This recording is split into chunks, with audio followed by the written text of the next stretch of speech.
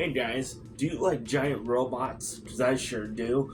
And that's why my name is Mecha Gamers, because I'm a huge fan of giant robots.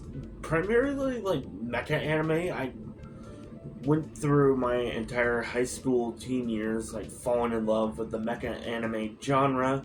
But that's not what this video is about. This video is going to be about some mech games, or well, mecha games that I have played on my favorite console of all time.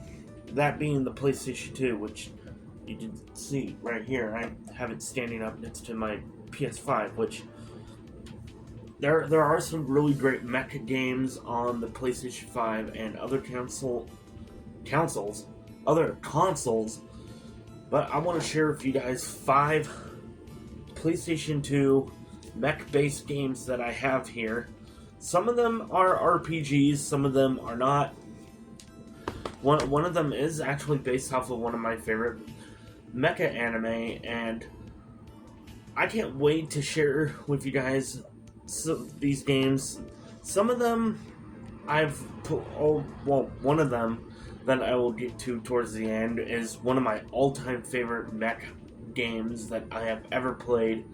And I've already talked about that game a lot on my channel, so if you are new here, please go back and check out some of my older videos, and then you'll know more about the game that I want to share later on in this video. So let's dive into some mech games on the PlayStation 2. Yeah, and starting off, well, before I get into this, please don't forget to comment, like, and subscribe. I love retro video games, I love collecting them, I love Jrpgs, but there are other games, well, other genres that I'm into. One of my close favorites is it's just like all around like action adventure, and the first game that I want to share with you guys is an action adventure game based off of Eureka 7. This is Eureka 7 Volume 1 New Wave. This is the Japanese version. I have played both of the Eureka 7 games on the PlayStation 2 years ago, and I really do like these games. The first one is kind of a prequel to the anime, and it's centered around the main character. His name is Sumner Sturgeon, and it's this guy right here, and he meets this girl right here whose name I absolutely forget, and his main mech is this one right here. This isn't his custom LFO, which you are able to customize in-game with different weapons. Not so much like the appearance, but you are able to attach different weapons, from machine guns to cannons and missiles and laser rifles that are attached onto the back. And I believe it is also able to hold on to some handheld weapons. It's been a long time since I last played Eureka 7 Volume 1. It is a fantastic game. It's also a fantastic anime. I highly recommend the Eureka 7 anime. Now, with this, you go on to different missions. You are able to pilot the LFO, and it is able to transform into a vehicle.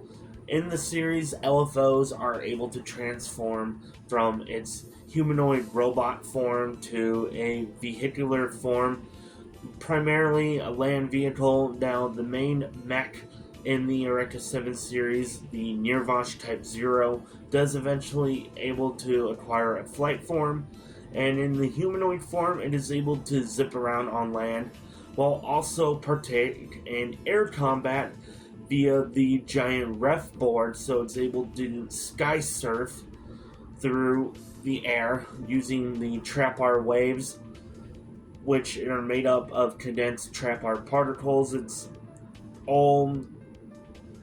It's all part of the lore and world of Eureka 7. And if you haven't played any of the games, there's the 2 on PS2, which are kind of like its own side story slash prequel to the anime. You are able to take control of the Nirvash later on in the first game.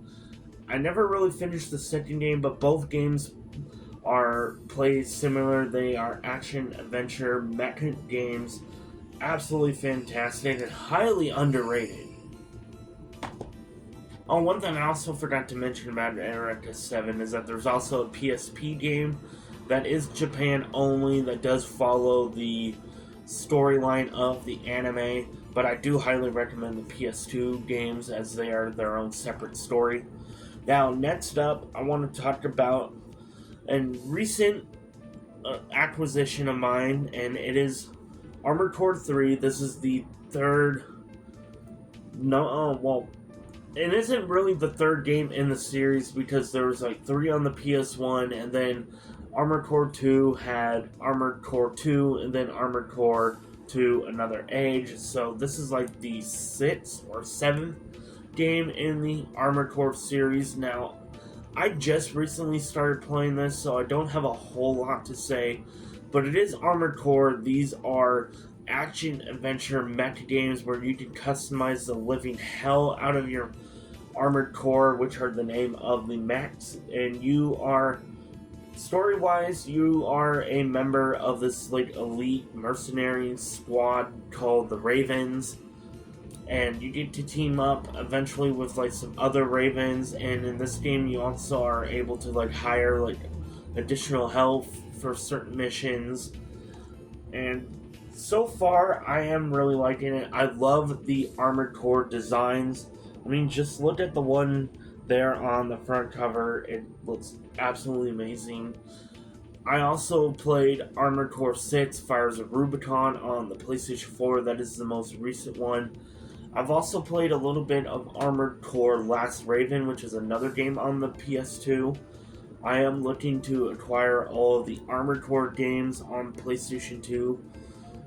I was so happy to find this. This was one of the very few Armored Core games that I've never been able to find in person, and I just happened to walk into Pink Gorilla in the University District a couple weeks ago, and it was just sitting there in their rare case. So I ended up going back like the next day after I found it, and I picked it up for about $40. I used some store credit that I had on my store account there, and I'm so happy to have this. Unfortunately, it is missing the manual, but it doesn't really bother me. I'm just so happy to have an uncommon Armored Core game. I'm looking forward to playing more of this game in particular. Out of all the games that I'm going to share with you guys here, this is the one that I have the least experience with, so I don't really have a whole lot to say.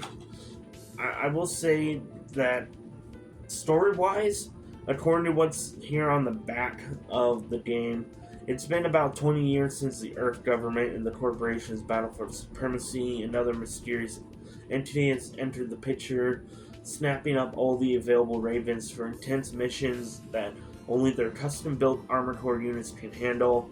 And as a Raven, you know there's always another mission waiting for you, but does it really matter who hires you? We don't think so, but just the same, keep your back covered, Raven.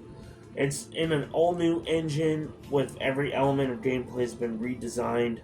There's 50 all-new solo missions, all-new weapons and upgrades, all-new graphics and tighter gameplay.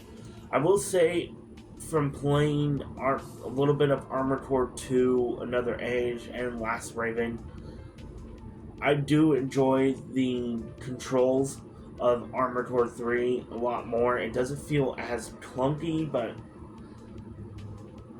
I am not that experienced with any of the Armored Core games on PS2.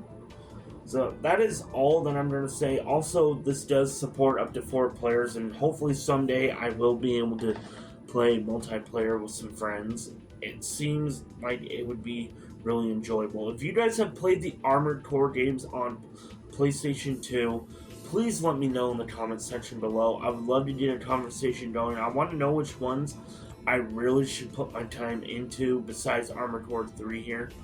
So yeah, so let's move on to the next game. Next up here, this game doesn't really need much of an introduction. This is from the legendary Hideo Kojima. This is the sequel to one of his very best games on the PlayStation 2. This is Zone of the Enders, the second runner. This is an amazing sequel, follow-up to the original Zone of the Enders. This one has some amazing anime cutscenes, some fast-paced mech action combat. Now, I have not really beaten this game on the PlayStation 2. I have played quite a bit of it, and I absolutely love this game a lot. It is one of my favorite mech games of all time. But I did play the remaster on the PlayStation 4, which is the gameplay that you will be seeing of me in this video. It is a fantastic game, but it is very button mashing, especially towards the end.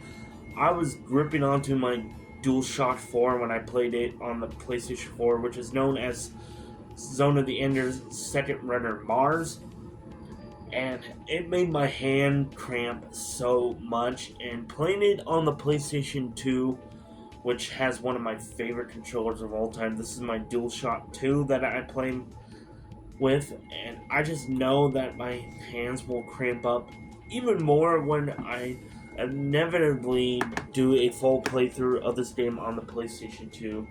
But I absolutely love the design of the Jrpgs, especially with the vector cannon. Man, that is one badass weapon. I freaking loved it when I got the vector cannon. It is able to rain ultimate destruction upon all of the enemies in this game. Except for, I don't think you are able to use it in boss fights. It's been about a year or so since I last played Zone of the Enders on PlayStation 4. And I am looking forward to doing a full playthrough of the Ps2 version, which, if you don't have a PlayStation 2, definitely get the PlayStation 4 version. But if you do have a PlayStation 2, you can't go wrong with the original. It is one game that I highly recommend. It is one of my all-time favorites. Man, I just... All I can just say about Zone of the Enders Second Runner that I haven't already said before is it's fantastic. Hideo Kojima nailed it out of the park with his team that developed Zone of the Enders. I would love for Konami to come back to the series. It has been a long time since Zone of the Enders got a proper entry in the series. I think the last one was the Fist of Mars tactical RPG on the GBA, which I have yet to play. I have played pretty much all of the Zone of the Enders series other than that one. So, yeah, it is a fantastic game. I would love for it to return. Man, it is... It is so awesome being a fan of mecha games on the PlayStation 2, because there are so many. And the next one here is another fantastic one. It's the first of the two proper RPGs that I have selected for this video. So next up, and I've already kind of teased it when I was talking about Zone of the Enders, and that is a fantastic, amazing, awesome, underrated gem from Square Enix. It is a tactical RPG in the fourth game in the Front Mission series. Front Mission 4 is a game that I now just realized is considered a dual protagonist RPG. I actually am planning on making a video about that in the future. Hint, hint, wink, wink. And I just remember that this is a dual protagonist RPG where you play as both her and him, whose characters absolutely escape my mind right now, but you're swapping between playing in Europe, primarily like around Germany and France and the UK and all that, and then you're swapping between this guy who's going through missions in South America, and it is an absolutely fantastic turn-based tactical RPG, very political. There's a lot of politics involved. So if you're not a fan of politics, I would recommend staying away from the Front Mission series. But if you love mech-based tactical combat, then definitely play Front Mission. Just like with Armored Core, you are able to highly customize your mechs, which in the Front Mission series, they are known as Panzers, which is German for walking tank. It is like a combination of whatever the German word for walking is, and then Panzer, which is German for tank. So they are like walking tanks, and you can arm them with shotguns, machine guns, missile launchers, like radar equipment in order to do like radio warfare, as well as like iron knuckles in order to like punch, and there's like other melee weapons, and it is just a lot of fun. The missions do take a lot of time. I think one mission took me upwards to over an hour in order to beat, and it can be difficult depending on the build-up and loadout of your Panzer squad. If you are able to build them up correctly, then you will have, well, not correctly, but build them up in a way where they are able to last long in battle, then you won't have much of a tough time. There isn't really a whole lot of opportunity to like level grind in this game, so the level of your Panzers doesn't really completely matter, but it kind of does at the same time, if you catch my drift. But this game is a lot of fun, even though the missions can be quite long, and the story is very intriguing. I did end up getting hooked on this game, but I do need to go back. I've put about 10-15 hours into this game, and it is roughly like a 20 to 30 hour long game. Could be even longer if you want to witness everything, and if you want to like go back. There are some like missions that you are able to like replay in order to like grind up a little bit and get some more money in order to like fully upgrade your mechs and all that. But yeah, Front Mission 4, absolutely highly recommend this game. Oh boy, so I'm not going to drag on too long about this final entry, and this is personally one of my favorite mech-based games of all time. It's my second favorite game ever. It is a fantastic masterpiece of a turn-based RPG, that being Xenosaga Episode 3. And yes, I do consider Xenosaga as a whole, like the entire trilogy, to be mecha-based games, because there is mech combat. Now, the first game, shout out to Episode 1, the mech combat isn't primarily like the main focus. You could summon a mech into combat as kind of like a plan B tactic, but in the second game, and primarily the third game here, Episode 3, which has some of the best mech combat that I have ever witnessed in an RPG, you are able to customize the mechs with its own armor, weapons, and other equipment, and eventually you are able to use the mechs in certain combat scenarios in Episode 3 and be able to just absolutely dominate, be able to do multiple different moves in one turn. And I love the mech designs, the ES Dina, the ES Asher, the ES Ruben, the ES units all in general have some absolutely amazing designs.